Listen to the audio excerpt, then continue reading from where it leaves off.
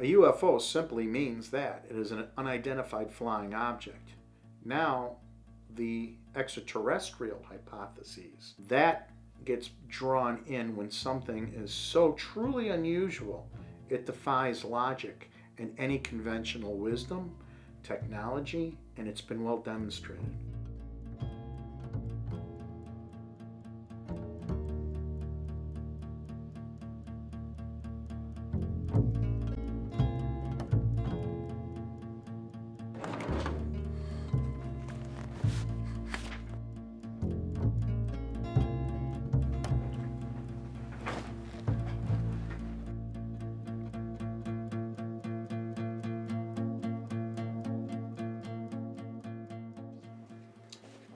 And this is a case we received back in early March. Actually, it was sent from UFO hunters.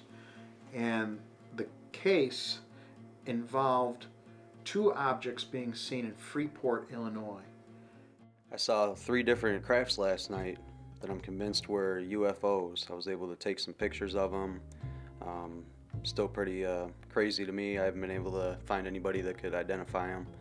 Flew low right to the south of my house. Looked like it was actually going to land in Freeport.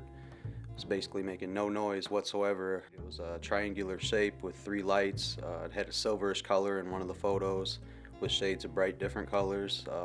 Pretty much the weather that night was very clear, so I could see just about everything.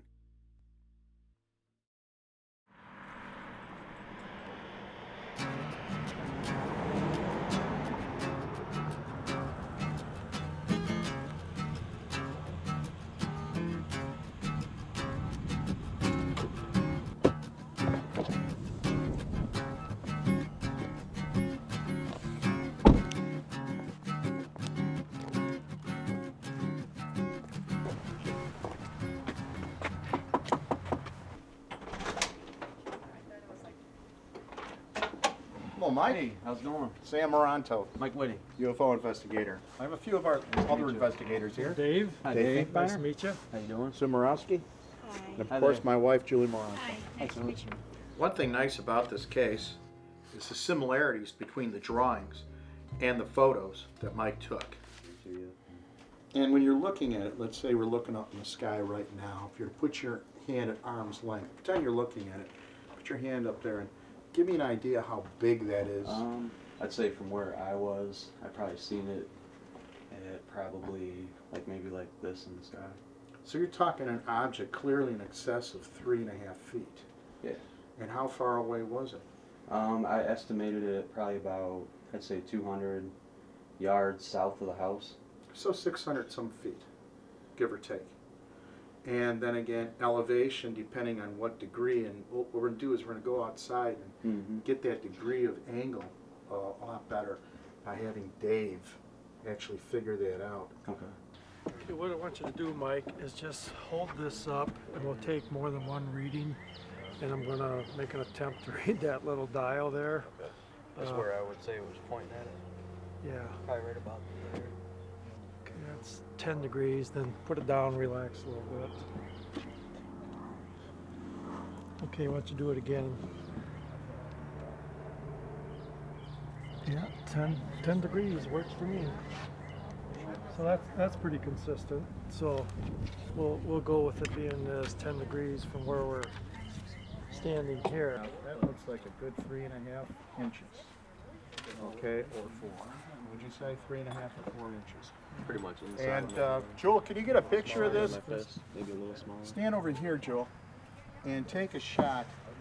Actually, of him holding up his hand towards the tree. Don't zoom. Go ahead. And just get his hand in the picture so you got about how big that would be. Okay. Give us the time. Just keep going. Say, I see it now, whatever. Basically, I was walking back outside with my camera, looking up to the sky, you know, trying to find it.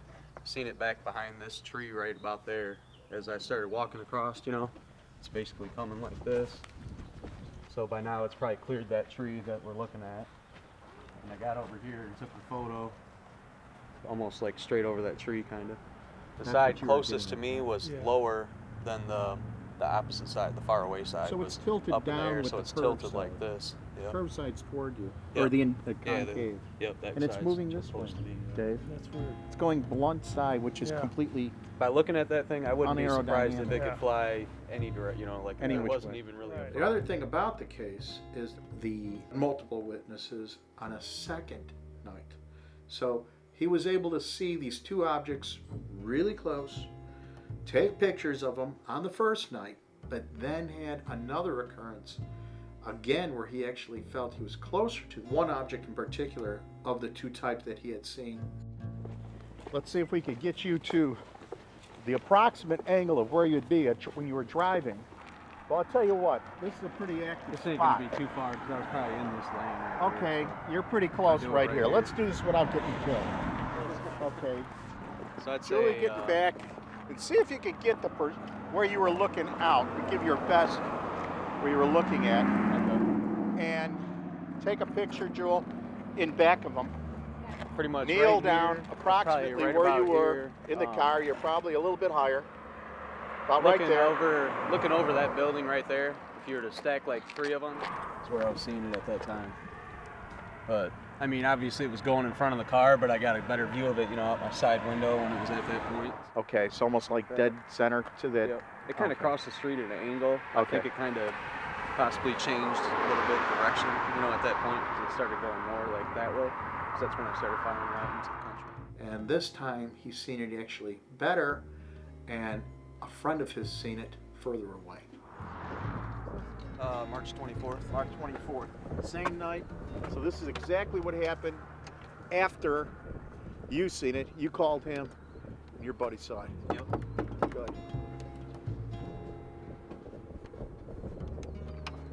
Hey, Hey, buddy, how you doing? good, and you? Sam Moranto. Jay, nice to meet you. That's all right. And how big was it if you were to give point to point? I'd say like this or so, Okay. and it was like from the tree, as this on the top of the tree, like that high above the tree. Okay. Not very high above the tree. And what do you know is right behind those trees? What is that? That would be the nuclear power plant in Byron, Illinois. Okay, so it was headed towards that Yes, direction. it was. Did you see any variation in, say, for instance, the illuminations, the lights? I mean, Were they getting brighter, darker? Were you Well, it seeing looked like it- different types of them? Well, no, it was the normal lights that you would see, you know, kind of flashing. Mhm. But as it got closer to the power plant, the ship itself kind of glue, you know, like was glowing. The whole thing. Yeah. Because, I mean, the whole power plant's lit up anyways, but as that was coming to it, it kind of had like an aura kind of. Okay, and then what happened to it? Disappeared. Disappeared right after that. Yep.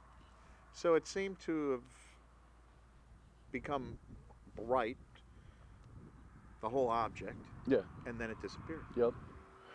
This isn't conventional, by no means. It's similar to other objects referred to as an arrowhead type object. This was the direction that he had seen it move. He had seen it positioned. Here's the photograph. He felt the object was moving this way, sideways. You're seeing something here that I personally feel is unconventional. I think we have an object here, and what we have is something that I'm certain I've heard of before. This technology is known for certain elements of it, and it is being used.